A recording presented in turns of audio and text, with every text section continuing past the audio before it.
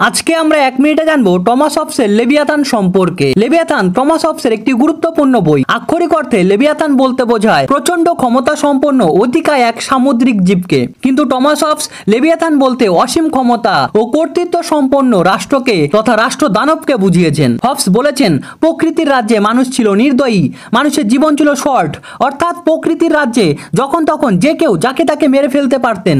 এই পরিস্থিতি থেকে বাঁচার জন্য দরকার পড়ে লেভিয়াথান নামক রাষ্ট্র দানবের। হবস বলেছেন, মানুষ নিজেদের মধ্যে চুক্তি করে একজন রাজার হাতে ক্ষমতা তুলে দেবে।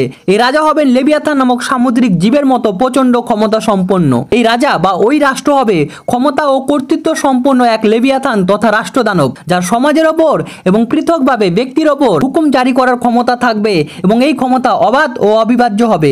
শুধুমাত্র একটি ক্ষেত্রে রাষ্ট্রদানব নিয়ন্ত্রিত ভূমিকা পালন করবে, তা হলো সে ব্যক্তি জীবন কেড়ে নিতে পারবে না। তাছাড়া সমস্ত ক্ষেত্রে তার অবাধ ও অবিভাজ্য ক্ষমতা থাকবে।